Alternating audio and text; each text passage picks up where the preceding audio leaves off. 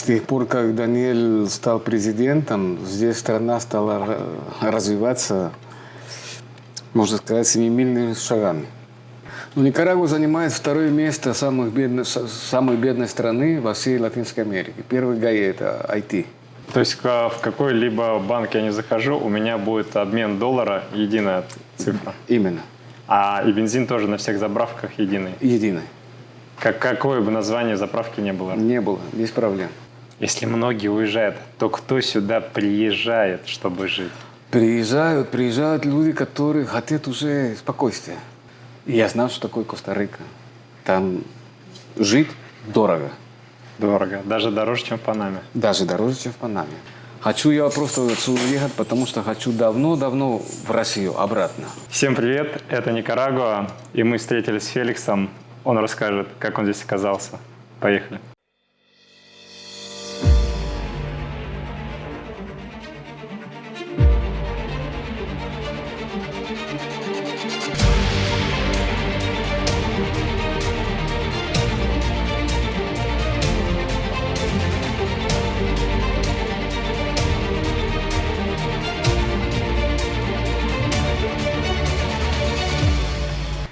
Феликс, первый вопрос. Как ты оказался в Никарагуа? Почему именно Никарагуа? Столько стран в мире.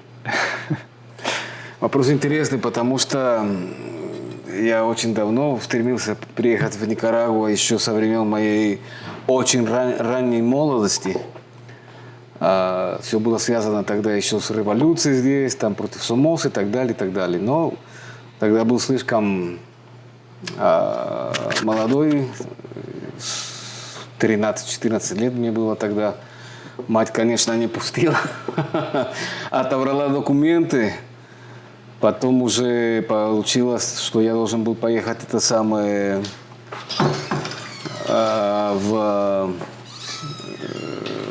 институт на учебу.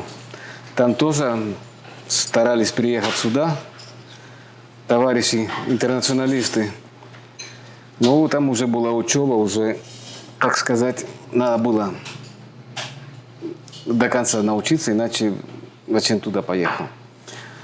Так что опять не получалось сюда. Когда уже начал работать в Эквадоре, то был звонок, спросили меня, вы такой-то Феликс Солис? Я говорю, да.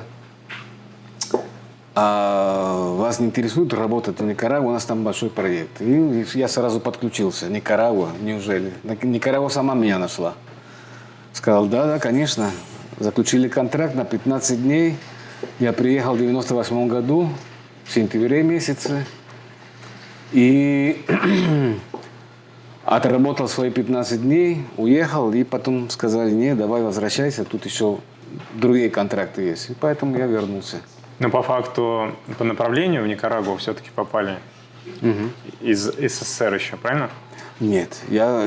Когда окончил институт в Советском Союзе, я вернулся к отцу в Эквадор, в Южной Америке. Из Эквадора уже сюда, в Никарагуа, попал. Так, вопрос. Отец в Эквадоре оказался. Кто отец, кто мама? У меня мать русская, а отец эквадорец. Отец приехал в 60-х годах на учебу в Москву. Тогда уже открыли этот университет дружбы народов Патриса Лумумбы. Вот. И отец там познакомился с моей мамой, и они потом вернулись в Эквадор. Отец как оказался там, отец был коммунистом, и тогда была диктатура военная в Эквадоре, его преследовали, и партия решила его вывести из страны, иначе бы просто его потом бы не стало. А потом уже правительство изменилось, и можно было возвращаться? И можно было возвращаться, да. А родились в Москве? В Москве. Окей. Значит, в Эквадор к отцу приехали, и потом уже в поисках работы было предложение в Никарагуа. Правильно? Правильно, но тут нужно сказать так, что когда я туда приехал, начался такой как бы бум большой по золотодобыче, и приехала одна фирма русская, заключила контракт с эквадорской фирмой на добычу золота. Они сначала меня контрактовали как переводчика, но потом, ввиду знаний, которые мы получили в институте, я понял, что я мог тоже работать и по производству по добыче золота. В основном там перемещали большие массы грунта, где золотоносного грунта, то есть можно было работать. Я начал работать по золотодобыче. Потом пришла другая фирма, и я с ними тоже начал работать. Потом русские уже уехали оттуда, когда окончился контракт. И я остался работать с эквадорцами. Работая с ними, перешел уже, открыл собственную фирму по монтажу. И как раз за этот период мне позвонили из одной эквадорской фирмы, которая заключила контракт в Никарагуа на постройку электростанции. И приехал сюда по этому поводу. Ну, был же заключен контракт, значит, на какой-то промежуток. Контракт мог закончиться, вы могли вернуться в Эквадор. Почему Да, остались? потому что тут все пошло-поехало, ввиду того, что эта же фирма заключила контракт тоже в Гондурасе. Они меня потом переместили туда, в Гондурас. После этого они заключили еще один контракт в Никарагуа, в Порт-Сандино. И я опять сюда приехал, но уже у меня были дружеские, можно сказать, любовные отношения со своей супругой. И, в принципе-то, решил остаться здесь. Тогда еще можно было работать совершенно спокойно, имеется в виду без серьезных соперников на работу.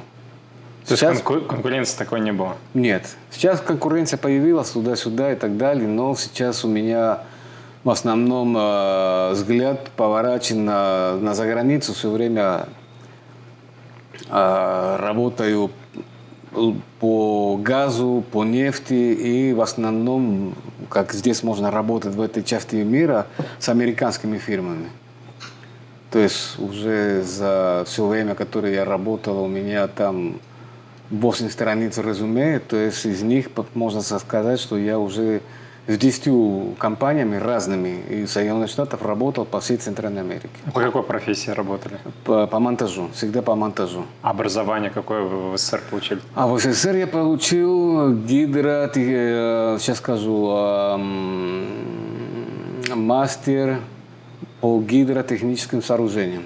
Мгм. Мастер, то есть инженер, но уровень здесь, по-моему, по-русски то же самое, мастер. Это перед тем, как ты становишься этим самым, как называется, когда ты уже поступаешь на докторскую, но перед докторской ты получаешь эту степень. Магистр. Магистр. То есть я инженер-гидротехник. Насколько это образование вообще помогло в жизни реализоваться? Я бы сказал так, образование, конечно, очень сильно помогло. В том смысле, что образование вообще в Советском Союзе, она настолько широка в знаниях, что мне позволило работать без проблем и на золотодобыче, и по гидросооружениям, и по монтажу, и по производственным даже заводам. Я очень долгое время работал в заводах, где производят сахар. Из сахарного тростника работал в Гондурасе, в Никарагуа и в Коста-Рике.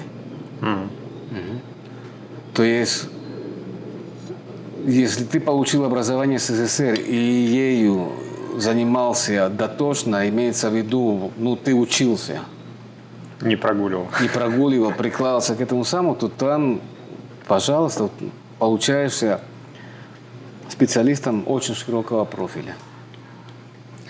И если был опыт проживания в СССР, Эквадор, Никарагуа, вот сравнить 3 страны, как вообще Никарагуа развито, не развито, сравнивать с этими 3 странами? Что здесь не хватает? Никарагуа, вообще это Никарагуа сначала в плюсах. Никарагуа очень спокойная страна. Народ очень хороший, имеется в виду, что такой дружелюбный. Здесь очень спокойно можно жить. Не то, что там в Эквадоре, где сейчас, с тех пор, как я оттуда уехал, стало очень сильно беспокойно, очень сильно. Ну, там преступность развилась. Очень сильно, очень сильно. Там наркотики, там... Эквадор сейчас, несмотря на то, что очень хорошая, красивая страна, разные природные условия от архипелага Галапагос до вообще до снежных вершин, больших высоких вулканов до Амазонки, там можно хорошо пожить. Очень хорошая земля. Но сейчас стало очень опасно там вообще жить. Очень. Вы рассматриваете возможность переезда в страны Латинской Америки и не знаете, какую из них выбрать? Наш канал создан специально для вас. Мы предлагаем актуальную информацию о переездах и жизни за границей, а также полезные советы от русскоговорящих жителей разных стран. Подписавшись на наш канал, вы всегда будете в курсе последних новостей и сможете получить ответы на все интересующие вопросы. Пожалуйста, оставляйте ваши вопросы в комментариях. Мы с радостью ответим на них и зададим их нашему следующему гостю. Ваши комментарии помогут нам улучшить наш контент, сделав его еще более полезным и интересным. Мы очень ценим вашу поддержку, будь то распространение наших видео среди друзей или донаты. Ваша помощь позволяет нам продолжать путешествовать и делиться актуальной информацией о жизни за границей. Узнать больше о том, как поддержать наш проект, вы можете по ссылкам в описании. Спасибо, что остаетесь с нами. Про Россию сейчас не могу сказать. Единственное, что могу сказать, что я в последний раз там был в 91 году. И то, что я там увидел при Ельцине, я сказал: не, ребята, я здесь жить не буду, не собираюсь. Поэтому туда больше не возвращался. Но желание всегда вернуться в нормальную Россию, конечно, есть. Всегда были. И сейчас как раз обдумываем этот вариант. Не потому, что здесь плохо, а потому, что там лучше. Но Никарагуа удержала, значит, здесь семья. То есть, если бы не семья, наверное, уехали бы дальше. Да, да. Потому что по виду моей работы нас возили из страны в страну. То есть постоянно перемещение. В таких условиях очень трудно быть семьянином. Очень трудно держать нормальную семью, потому что семья – это не только посылать кому-то там деньги на содержание. Семья – это намного больше этого. Поэтому я решил больше с этой фирмой не ездить. Они там звали на работу в Аргентину, в Чили, там в Перу. Но я уже туда так далеко не ездил. А в основном занимался Центральной Америкой и Карибским бассейном. На сегодняшний день где работаете? На сегодняшний день у меня контракт начнется уже с октября. Здесь, в Никарагуа, порт Сандино. Возвращаюсь на свою последнюю работу, где работал создаем, будет вырабатывать электроэнергию на основе этих самых турбин, которые на натуральном газу будут работать. Это международная, да, компания? Это американская, опять же, фирма, но подрядчики опять эквадорцы. И опять меня нашли, и опять позвали, и я сказал: хорошо, давай. Уже знают, в общем. Уже знают. То есть да. Круг исполнителей, он маленький. В принципе, в Центральной Америке круг маленький, да. В Южной Америке там круг намного побольше. Но я встречал в Коста-Рике, кстати, было дело, мы работали на одну немецкую фирму, там, Ман Дизель. И там встретил одного ирландца, который работал на немецкую фирму. Я в то время, это было лет 16-15 назад, ему прикидывал примерно где-то лет в то время под 70. Курил каждый день, выпивал каждый день. Последним выходил с работы, первым приходил в работу. Я думаю, как он это все может выносить? Для меня было трудно это понять. И как-то мы с ним, ну, конечно, сдружились очень близко и поговорили на эту тему. Он сказал: Феликс, молодежь в наших странах, а он сам европеец, Европейский Союз, ищут работы там, где почище, где там в основном, что было там компьютер перед собой, там хорошая обслуга, кофейку, кондиционер, жарко, хорошая машина, работать 8 часов в день, что-то там на клавиатуре там сделать, что-то там выдавать из своего ума и потом домой. И все. А ту работу, которую мы проделываем, то есть те люди, которые работают по монтажу на проектах, где пыльно, где опасно, где там тебе и трубой по башке могут получить, или там, не дай бог, еще чем-то тяжелее поэтому. Или взрыв какой-то может быть, там кто-то там не доглядел что-то, то очень мало. Поэтому те люди, которые уже большого опыта, как мы с тобой имеем, и ввиду того, что молодежь стремится к других работах, то есть мы становимся нехваткой. Он как-то раз мне позвонил, сейчас скажу, когда он мне позвонил в 2000, ну, лет 10 назад примерно. У него появилось, он был на работе в Бельгии, там кто-то у него сильно заболел из своих европейцев. И он вспомнил про меня, сказал: Феликс, ты можешь приехать в Бельгию работать? Я говорю: да, конечно, могу. Как раз я заканчивал один проект здесь, уже было практически свободен. Он сказал: давай приезжай, гони сюда резюме свое быстрое, там бумаги туда-сюда. Короче, договорились, зарплата он предлагал 500 евро в день. Плюс машина, плюс flight tickets, плюс дом, плюс дневные, там, плюс премия, плюс то, плюс все. Большая зарплата. Очень большая зарплата, даже по европейским меркам хорошая зарплата. Вот. Но у меня не было никакого европейского паспорта, по которому он мог бы меня оформить как страховку. Страховка – это обязательно для того, чтобы работать где угодно. Вот. И поэтому не получалось туда поехать. Но все-таки было интересно, ввиду того, что я узнал, за какую цену я бы мог работать там, в Европе. Классно. А как сейчас здесь вообще с Никарагуа? То есть работа есть или рынок кадров он в плачевном состоянии? В Никарагуа работа есть. Есть, но не по моему профилю. Больше для тех, кто занимается гражданским строительством. В основном там бетон, кирпичи, такие вещи. Вот. По моему профилю работа есть, но она очень сильно конкурирует, потому что есть одно но в Никарагуа. Никарагуа, конечно, ценят очень хорошо высокоспециализированных специалистов, высокопрофильных. Но есть люди, которые себя не очень сильно ценят, и они просят зарплаты очень низкие. Есть такой принцип: если ты один раз снизишь сам себе свою зарплату и будешь работать на низкой зарплате, то, в принципе, тебе выше не дадут. Выше больше не дадут, потому что все знают, на какой зарплате ты работаешь. Так что... И есть такое, что люди просто завышают себе цену и просто сидят, чего-то ждут. Смотри, последний раз, когда я работал для американской фирмы, был этим проект-менеджером там. По должности и по зарплате я уже несколько раз здесь предлагал свои услуги другим фирмам. Они меня просто боятся, они знают, какую зарплату, в принципе, я тогда там получал.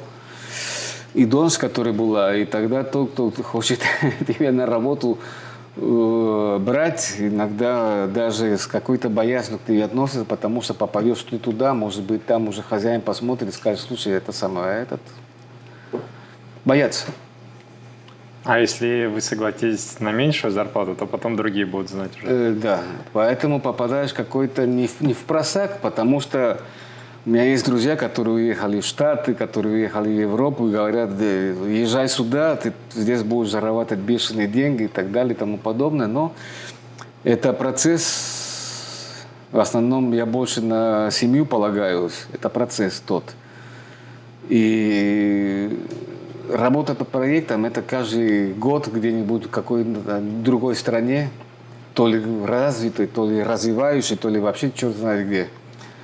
И возить свою семью во все эти страны, ну, по-моему, ты сам понимаешь, что это надо большую выдержку иметь, поэтому сейчас в основном могу себе позволить выбирать, где хочу и где не хочу работать. Надо ждать, я жду. Вот сейчас контракт, который заключил с этой эквадорской фирмой на предыдущую работу, нормально, стаж своей зарплаты выполняется, а условия выполняются, можно. То есть по контракту они предлагают помимо зарплаты еще страховку медицинскую, да? Страховку медицинскую, дневные, это самое, Переработки. дом, транспорт дают, все такое. Если переработки тоже, да? Да, выплачивают? конечно. Страховка вообще, какая здесь медицина Никарагуа? Насколько она качественная? Ну, хочу тогда тебе сказать так. Я пару раз попадал в аварии, и пару раз я попадал в местный, как называется, госпиталь. 2 раза меня Зашивали? зашивали, операции делали, серьезные. Классно делали и бесплатно. Потом не было никаких претензий, то, что что-то не так сделали. Никаких. Они, наоборот, даже удивлялись. Последний раз я очень сильно повредил себе ногу. Она, короче, у меня повисла, правая. Пошел в госпиталь местный, и это самое. И меня сразу приняли, сразу все, что надо, сделали, подключили к чему надо. Прооперировали, это было в октябре прошлого года. И сказали, что я где-то к маю этого года начну ходить без костылей. Но мы же советский народ. Мы не будем ждать, пока там что-либо и так далее. Я, как только швы у меня сняли, это было 2 недели после операции, я начал уже костыли отбросили, начал упражнения делать сам по себе. Не ждать, пока там меня должны были вызвать, чтобы это самое упражнение туда-сюда. Короче, я уже в декабре не то что ходил, а танцевал уже. А уже с февраля месяца уже и футбол играл без проблем. Когда меня врач опять посмотрел, сказал: вау. Ну, это качественно наверняка оказали вам помощь, потому что вы гражданин Никарагуа, а иностранцу как они окажут? Нет, я как раз гражданин иностранец. То есть не гражданин Никарагуа? Нет. Вы за границей, вдали от дома и нуждаетесь в медицинской помощи? Доверитесь компании Росмедицина, вашему надежному партнеру в области здравоохранения. Мы специализируемся на предоставлении экстренной медицинской помощи в России и странах Латинской Америки. Наши главные приоритеты – здоровье и благополучие наших пациентов. Мы сотрудничаем с лучшими международными госпиталями и службами экстренной помощи, известным своим высоким уровнем медицинской экспертизы и современным оборудованием. Вы можете обратиться в страховую компанию и сообщить о желании получить медицинскую помощь в компании Росмедицина согласно вашей страховой программы. При нескольких таких обращениях застрахованных ваша страховая компания заключит договор с нашей клиникой, чтобы вы могли напрямую обращаться в Росмедицина и ничего не доплачивать. Наши услуги включают экстренную госпитализацию и медицинскую эвакуацию, медицинский туризм, а также роды за границей с возможностью оформления 2-го гражданства для детей. 5 причин, почему стоит выбрать компанию Росмедицина. Первое. Лицензированная международная клиника с более чем 10-летним опытом работы. Второе. Возможность встречи и проводов пациентов в аэропорту на автомобиле скорой помощи. Третье. Предоставление медицинского самолета для транспортировки больных туристов на родину. Четвертое. Опытные травматологи-хирурги, специализирующиеся на реконструктивных операциях. Пятое. Возможность получения финансовых бонусов и компенсации расходов на лечение. Если вы нуждаетесь в экстренной медицинской помощи, доверьтесь компании Росмедицина. Медицинские специалисты сделают все, чтобы обеспечить вам максимальное спокойствие и уверенность в вашем лечении. Подробная информация в описании под этим видео.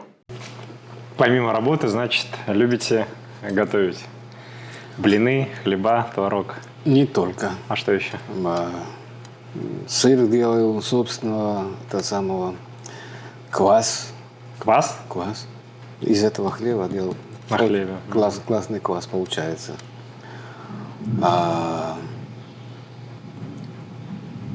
Был у меня ресторан одно время, Свой. собственный. И там готовил не только местные блюда, и не столько местные блюда, сколько русские, эквадорские, всякие разные. А что пошло не так? Почему закрыли или продали? Цветная революция 18 года. А, именно в это попало, да? Да. Тогда многие бизнес позакрывали, да? Вообще нельзя было никуда не ходить, не высовываться. А то есть люди работали вообще? На работу ходили или как? Очень трудно. Перемещались от баррикад к баррикадам. Цветные революционеры же везде ставили баррикады. И чтобы пройти через эти баррикады, они просто брали плату. То есть все платили? А иначе не проехал бы. Едешь на работу, заплати. Вот Едешь да. с работы, заплати. Да. Зачем еду на работу, лучше дома посижу. То, что они сделали, имел очень отрицательный большой эффект на экономику всей страны. То есть назад откатились. Да, очень сильно.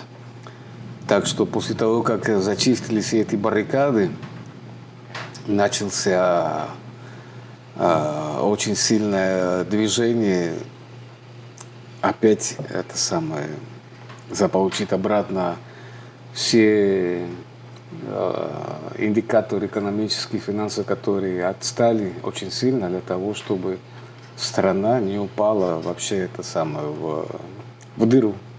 Не, но если бы революционеры победили, то бы развитие Никарагуа возросло бы, нет? Все считают так. И ставят в пример, что случилось в Чили, когда Пиночет убил Сальвадора Allende.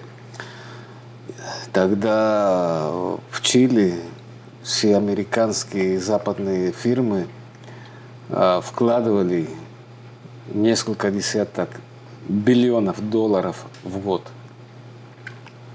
Возьми любую страну, куда будешь вкладывать столько средств, ну и, конечно, что-то как-то будет по-другому выглядеть. Но это не обязательно. Есть страны африканские, куда французы, допустим, вкладывали кучу денег, но на свои собственные фирмы вывозили оттуда все, что можно было по самым низким ценам для тех стран. И для себя это было просто как бы экономически огромнейший эффект. Типа урана, типа дешевого русского газа в Германии. Время это закончилось, и совсем не ясно, если оно еще вернется для них. С правительством вообще на сегодняшний день как дела обстоят? Они вообще развивают свою страну или просто качают деньги? Ты имеешь в виду местное правительство? Никарагуа. Нет, с тех пор, как Даниэль стал президентом, здесь страна стала развиваться, можно сказать, семимильными шагами. Причем во всех отношениях. В инфраструктуре. Американцы, допустим, там якобы не хотят после цветной революции сюда вкладывать деньги, но это не так, вкладывают. Есть куча фирм американских, канадских, которые занимаются добычей золота здесь. с огромнейшим вкладом. По местным меркам, правда, да? А нет такого, что ограничили вход иностранным компаниям американцам? Ну, вот как на Кубу, да? То есть такое санкции и все, и на Кубу сейчас даже лайнеры не заходят. Есть какое-то ограничение на Никарагуа от Америки? Поставлю тебе пример, называть фирму не буду, но, допустим, фирма вкладывает в Никарагуа. Но Никарагуа под санкциями от американского правительства. Но эта американская фирма все равно вкладывает деньги.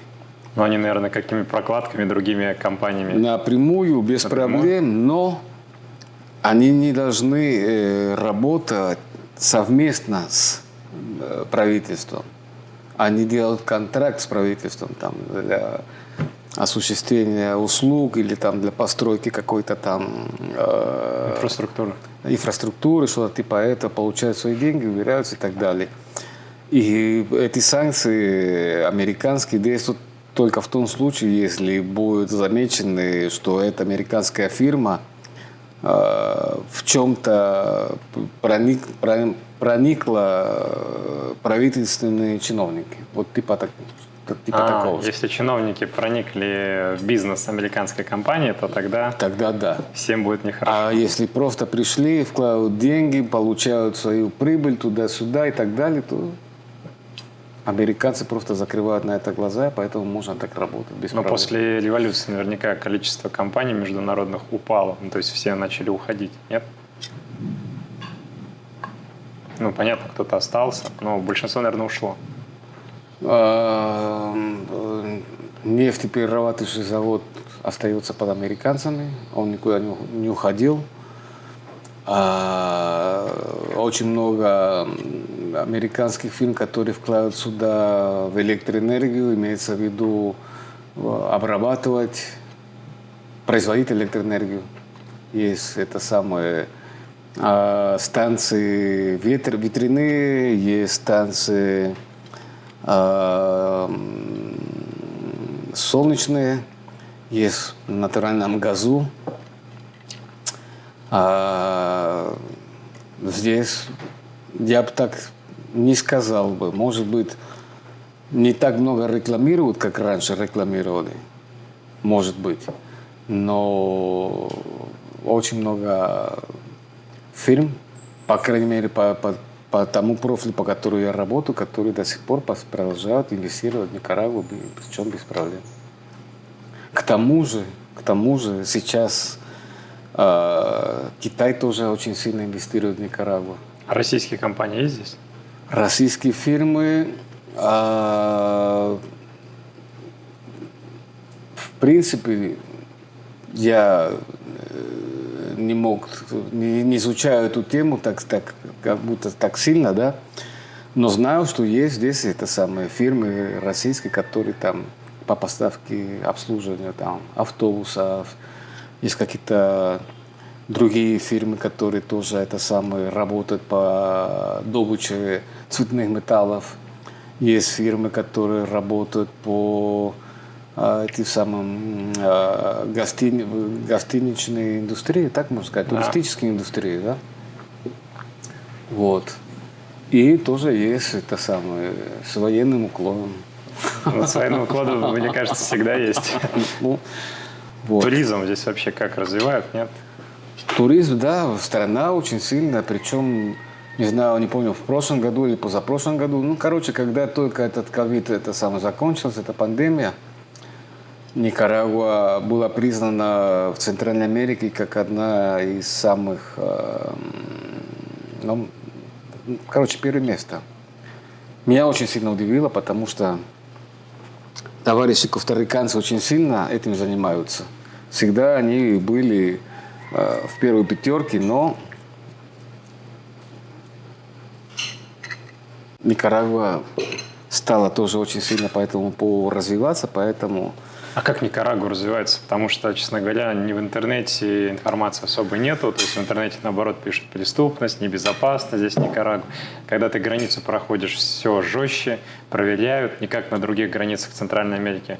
Как она развивается?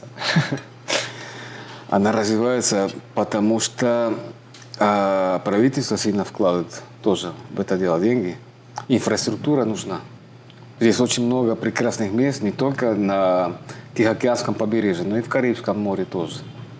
Но Карибское море было самое бедное по инфраструктуре, то имеется в виду дороги туда-сюда. Сейчас, пожалуйста, как никогда раньше можешь поехать на своей машине от Манагуы до Блуфельса без проблем. То есть там дороги нормальные? Да, дорога нормальная есть. Можешь из Блуфельса до Лагуна и Перлас тоже. И это только вот в центральной части, на юге, на севере то же самое. Инфраструктура очень сильно. А за дорогами идут уже инвестора. В основном это люди, которые скопили какие-то там свои деньжата за время работы в развитых странах, там типа Северной Америки, в Европе, вкладывают, живут. Есть фирмы там типа гостиничные, Hyatt, другие фирмы, которые тоже вкладывают деньги сюда. И в основном то, что больше всего это самое поощряет правительство, это чтобы те люди, которые жили именно там близко от туристических мест, тоже сами занялись своим делом.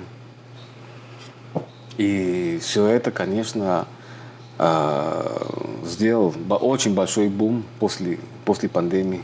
Очень большой бум был в Никарагуе. Поэтому Ну, если вот говорить после пандемии, окей, бизнес, соответственно, начал восстанавливаться. Но на сегодняшний день насколько вообще экономика страны восстановилась или еще? Ну, Никарагуа занимает второе место самой бедной страны во всей Латинской Америке. Первый ГАИ – это IT. Никарагуа второе место занимает. Вот. И это… А с чем это связано? Коррупция? Коррупция…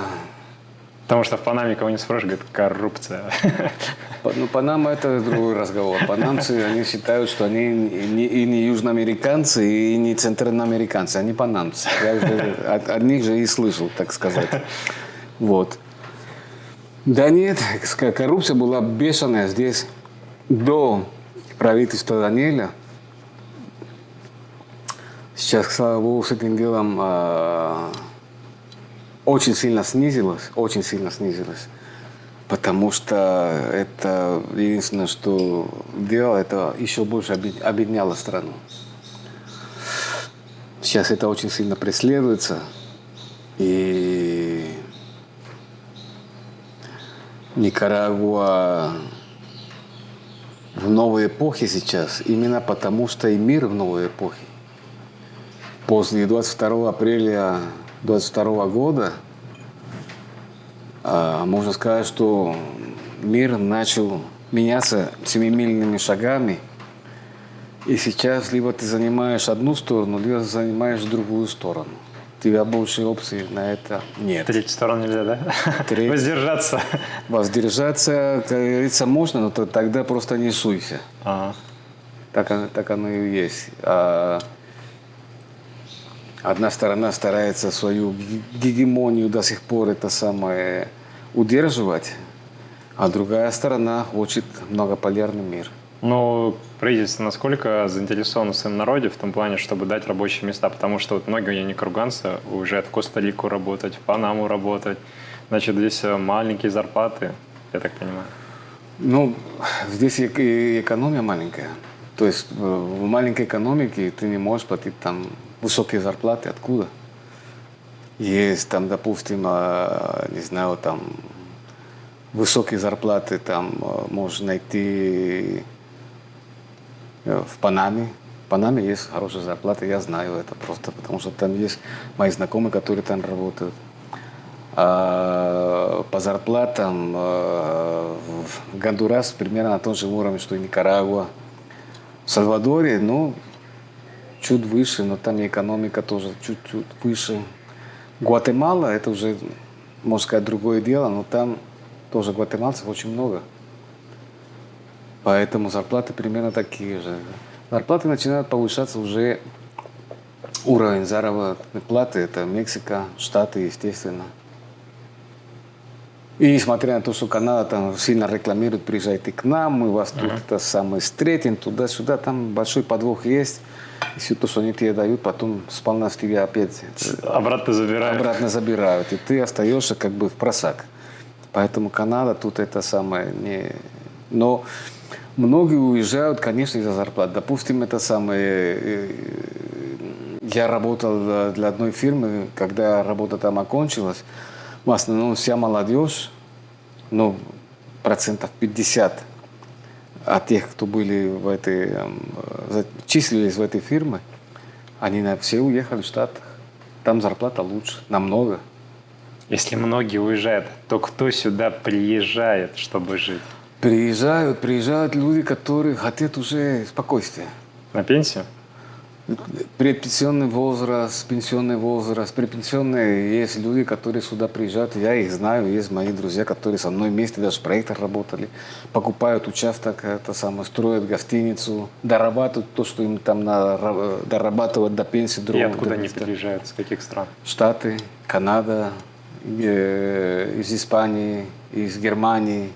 Ну, то есть они хотят такую, как сказать, в маленькую деревню вернуться, да? Они просто хотят спокойно жить. Никарагуа для этого предоставляет это самое, все условия. Здесь можно жить спокойно. Там про криминальность туда-сюда, это неправда. И тут есть это самый один нюанс. Это я расскажу. Ко мне сюда приезжала раньше мать моя, сестра, дети, которые мои живут сейчас это самое, в Германии. Когда они шли покупать билеты в это самое, агентство. Это от первого брака дети. Да, от первого брака дети. В турагентство им говорили: о, хорошо, в Никарагуа, как здорово. А почему в Никарагуа? Дешевле в Коста-Рику. Давайте мы вам лучше оформим в Коста-Рику, мы вам даже найдем тур туда-сюда и так далее. То есть это стратегия. Туристическая индустрия в Коста-Рике говорит плохо про Никарагуа для того, чтобы больше к ним ездили. Но где сильная реклама, там всегда дорого. Потому что реклама тоже стоит денег. Коста-Рика – это дорогая страна. Я там работал, сейчас скажу, раз, два, 3 раза там работал в разных проектах. И я знал, что такое Коста-Рика. Там жить дорого. Дорого. Даже дороже, чем в Панаме. Даже дороже, чем в Панаме. Коста-Рика – это не вариант. А Никарагуа, правительство, допустим, заморозило обмен доллар на Кордова. Заморозило цену на топливо. То есть фиксированные цены. Фиксированные цены для того, чтобы они там не подскакивали, потому что это сразу влияло на другие цены.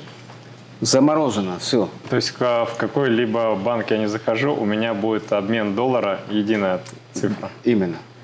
И бензин тоже на всех заправках единый. Единый. Какое бы название заправки не было. Не было, без проблем. Это хорошо. Да, конечно. Вот. И, как тебе еще сказать, еще инфраструктура тут, это тебе не Канкун, это тебе не там Акапулько, это ничего такого. Здесь инфраструктура еще на ней работать и работать. Еще до тех цен, которые там, допустим, в Мексике, еще очень долго будет идти. Поэтому сейчас продукты здесь еще выращивают, продают еще по сносным ценам. Вот. Что экспортирует Никарагуа? Никарагуа экспортирует золото, сахар, мясо. Говядина? Говядину. Качество никарагуанской говядины очень хорошее. Я посмотрел, коровы вообще какого-то другого типажа такие. Да, очень хорошие. Очень хорошие. Местная, так что это самое. Кофе? Кофе, конечно. Бананы? Бананы, да, есть экспорт, но он еще такой маленький. Я тебе рассказываю сейчас о тех продуктах, которые больше всего экспортируют. Больше всего не по количеству, а по объему и по продукту валовому, который сюда заходит. Вот. Туризм дает бешеные деньги. А есть какое-то такое крупное собственное производство? Чего? Никарагуа. Ну, вообще предприятия какие-то крупные, которым Никарагуа гордится. Это наша ну, вот как Россия. Газпром, и они Ага. гордятся. А есть Никарагуа какое-то предприятие? Нет, до этого еще не дошли. Имеется в виду, что здесь есть в каждой своей территории, есть люди, которые занимаются своим делом. То есть это нет еще такого как бы Масштабного. масштабно-монополистического предприятия, который там вообще был бешеный. Такого нет. Такого нет, и может это, конечно, к лучшему. Вообще в Никарагуа армия существует? Есть, конечно. Они ее специально оставили, чтобы защищаться, потому что вот Панама отказалась, Коста-Рика от армии отказалась. С чем связано? Коста-Рика говорит, что она отказалась. Армии там нет. Но там такая полиция, что там похлеще Армии, да. армии, которые я здесь знаю и вижу. То есть это, Прикрытие. так сказать. А в Панаме после того, как оттуда американцы ушли и передали канал панамцам, ну, как тебе сказать, ну, кто на Панаму нападет? Зачем? На него сразу это самое зашугают все причем. И китайцы, и американцы, все их просто разнесут, если кто там на Панаму это самое ополчится. Потому что Панама это канал. И канал Надо это, защищать. Да, так что Панаме это не надо. А Коста-Рика так себе это самое. Они говорят одно, а делают другое. Армия в Никарагуе, почему? Ну, у Никарагуи есть свои проблемы с границами. Были даже с Колумбией. Сейчас вроде ничего нет. Но все-таки полиция здесь не настолько развита, чтобы защищать. А тут есть разные напасти. Там, допустим, это самое, те же наркотики. Большой поток через Никарагуа проходит. Конечно, большой, морем. Так что армия всегда пригодится. Когда началась вся эта заваруха, допустим, в Сальвадоре, и все эти бандиты старались сюда прийти, чтобы спасаться, кто помог? Армия, конечно. Полиция, конечно, и люди тоже, конечно. Но армия сделала свое дело. Поэтому ни одного здесь это самое. И никто из них сюда не мог это самое прикрепиться. Даже на сегодняшний день отправляют никарагуанцев обучаться в Россию, да? Да. Военные университеты. Да. Причем это стало не так уж давно. Это все началось, по-моему, с лет 10-15 назад. Мы уже при России, не в СССР. Здесь есть местная это самая школа для полицейских с уклоном против наркотиков. Россия приводит своих специалистов, здесь их обучают.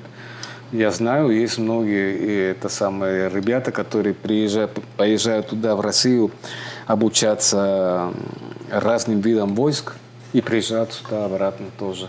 Почему я знаю? Потому что новые девушки, которые сюда из России приезжают, замужем за этих специалистов, и ввиду того, что я продаю там всякие разные вещи, как ты здесь оказалась, да, вот муж туда-сюда, и сразу тебе становится ясно. Поэтому, да, могу сказать точно, что они туда приезжают. Никарагуанцы околдовывают российских женщин. По-моему, наоборот.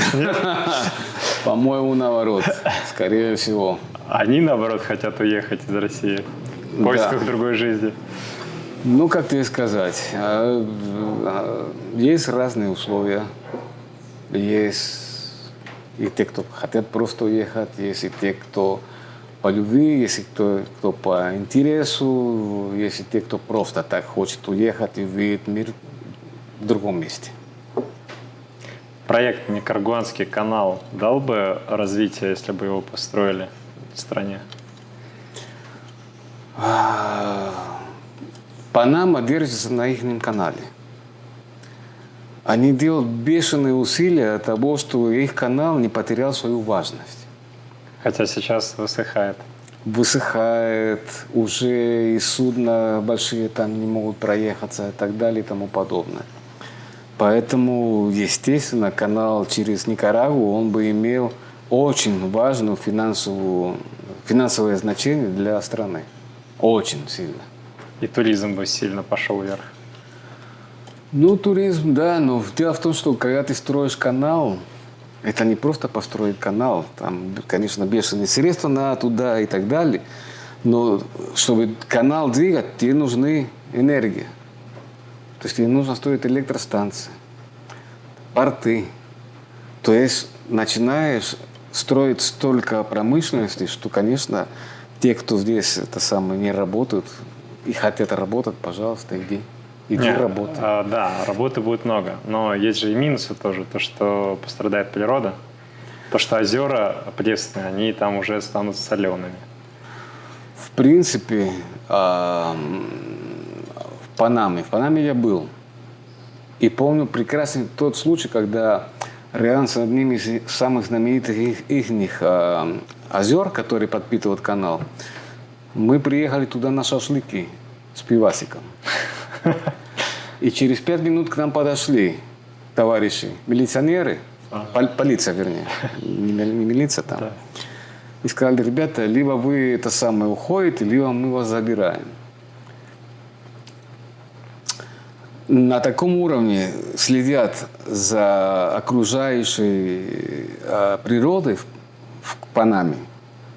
Ты там одно дерево срубишь, получишь 30 дней за решеткой и $5000 штраф. Почему?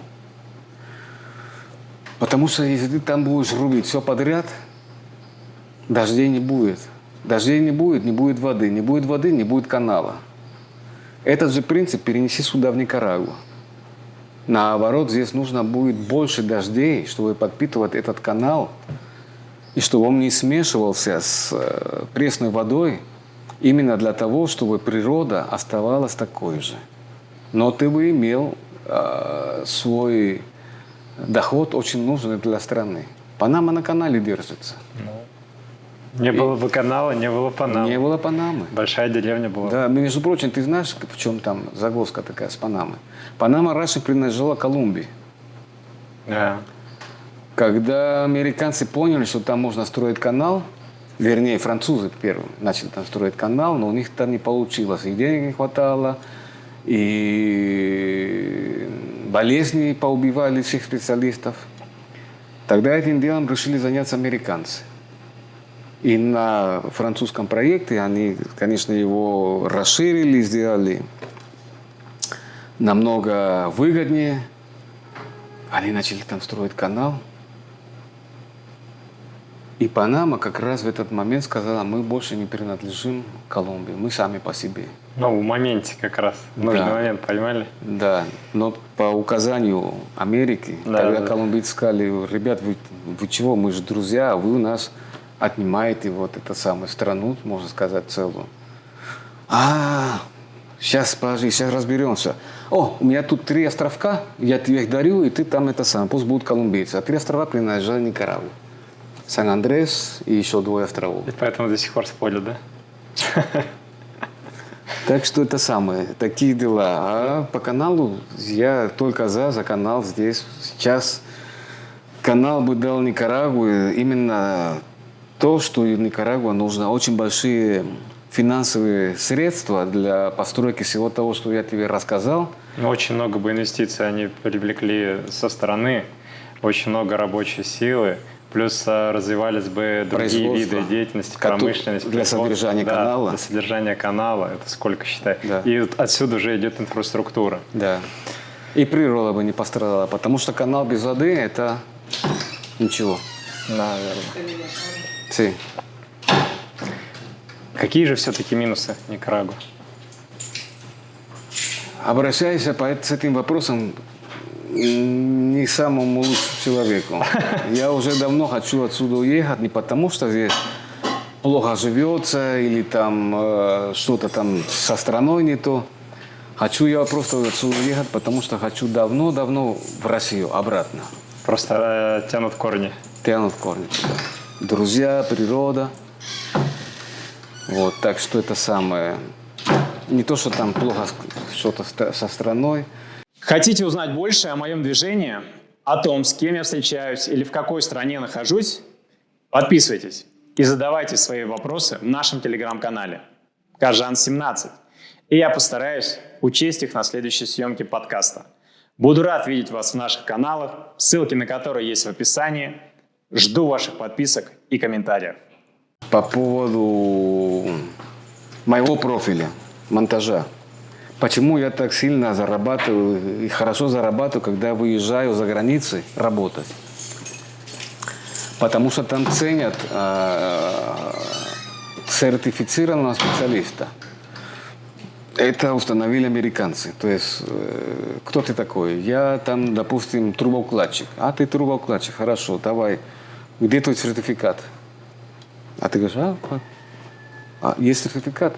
Сразу это за $20 за час твоя зарплата. Не имея сертификата, я сразу занижаю, пока ты не получишь сертификат, если дадут работу, то ты можешь работать где-то за $6-8 за час. Большая разница. Здесь очень много работы, очень, как тебе сказать, ответственной. И если бы здесь действовали бы нормы и сертификаты, то тогда бы и зарплата была выше. Не то же самое уметь, как сжигать электрод для варки, как варить хорошо, чтобы было по международным меркам норму.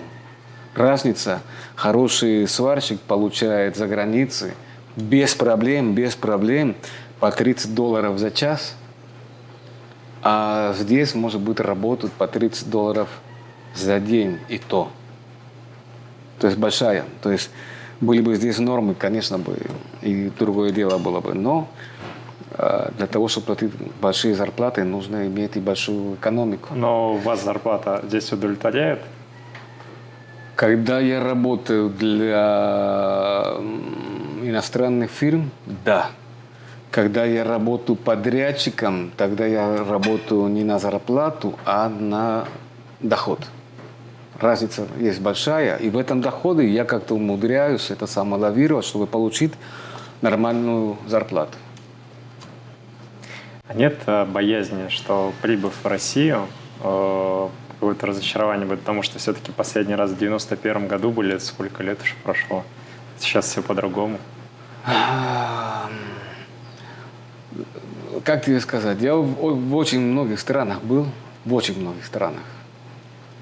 И каждый раз, когда приезжал в ту или иную страну, всегда старался найти, что в ней хорошего. В каждой стране есть плюсы, конечно. Конечно.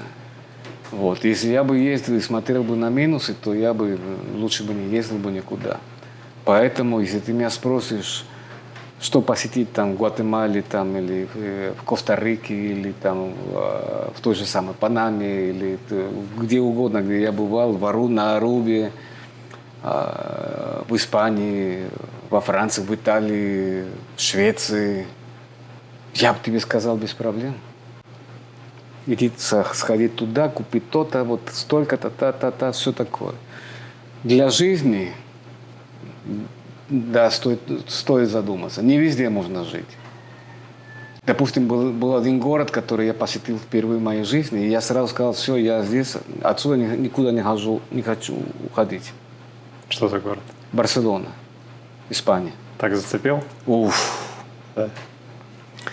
Город небольшой и не маленький. Море рядом. Бешеная архитектура. Народ приветливый тоже везде находится. И свой язык, считай. Да, язык очень знакомый, между прочим. Что еще? Зарплаты хорошие. Тогда были, когда я туда приехал. В принципе, куча возможностей. И город уютный. Вот то слово, которое я должен сказать. Есть города, которые, можно там погулять, прийти, ты знаешь, там что-то там увидишь, но не чувствуешь уюта. А в Барселоне я почувствовал уют. Так почему тогда Барселону покинули? Потому что здесь еще надо было разобраться с Никарагуей, что тут делать. Это было до ковида. Жена у меня имеет испанское гражданство тоже. То есть двойное, никарагуанское и испанское. В принципе, Было время, когда и это самое решали, куда поехать. Первым делом я хотел уехать в Панаму. Когда они начали расширять канал, там было уйма работы. Но у нее тоже были большие работы здесь, она не могла уехать. Ну и я не хотел просто это самое уехать и там с концами. Не то. Вот. А когда уже начали размышлять туда-сюда, ну да, Барселона, ну да, Испания. Но там сейчас, знаешь, что сильно пугает? Все это законодательство насчет ЛГБТ, все эти новые их это самые ценности западные, что не дай бог дочку возить сейчас туда, в эти страны, чтобы там ей сделали такое с головой, не то. А сюда ЛГБТ не пришло? Здесь как вообще относится к этому? ЛГБТ всегда было. Ну да, есть как-то широко в массы публикуют, а есть как-то так в своем мире живут. Есть одно дело с ЛГБТ, ну господи, это самое, гомосексуалов, лесбиянок, там, трансгендеров, всегда и во все времена истории человечества всегда они были. Но никогда, как в наше время, по закону, я еще и принуждаю их это самое, как говорится, не то, что там чествовать, но еще это самое, чуть ли не склад жизни, который демонстрирует за этим складом тоже. Пусть ребенок сейчас еще несовершеннолетний, он уже может без разрешения родителей решить, что он там девочка или мальчик. Но пропагандируют сильно они сейчас. Да, поэтому. То есть для меня и для моей жены мы очень сильно консервативных взглядов. Испания это вообще не вариант. Тем более там Штаты там, или Канада, не дай бог, там вообще. Несколько раз ездил в Германию к своим детям, старшим туда. Видел, что там творится в Германии, там нюансы. Очень сложные, там куча мигрантов, которые не воспринимают германскую там, типа культуру или мод поведения, или это самое, форму поведения, распространяют свое, чуть ли там не шарят и так далее. Плюс еще эти ценности ЛГБТ и так далее и тому подобное. То есть сейчас для меня Россия не просто по душе, по культуре, по хорошим временам, которые я там прожил. Можно сказать, мои самые счастливые время я там прожил в России. Молодость. Вот именно. И потому как в России все администрируется, все эта тема с ЛГБТ и так далее. Россия для меня самая надежная страна сейчас для того, чтобы для развития ребенка поехать. Ваша рекомендация людям, которые в поисках страны. Так какую же страну лучше ехать? Никарагуа, Барселона, столько стран, тем более посетили, работали. Как выбрать-то правильно? Здесь очень трудно, у каждого есть своя душа, а страну надо выбирать по душе. Если у тебя душа лежит к Никарагуа, у другого человека душа будет лежать там, к Аргентине, там. У другого будет к Бразилии. Нравится там карнавал туда-сюда. У другого вообще там Голландия. Голландия, там вообще все бесплатно, и никто никем не преследуется. Я лучше в Голландию поеду. Понимаешь? Все зависит от какая у тебя там душа, и где себя будешь чувствовать уютно, то там и оставайся. Так что слушайте свою душу внимательно и выбирайте страну правильно. Если вы не получили ответов на свои вопросы, не расстраивайтесь. Оставляйте в комментариях и подписывайтесь на наш канал. Мы обсуждаем опросы подписчиков новых подкастов с жителями Латинской Америки. Жду ваших комментариев, дорогие подписчики.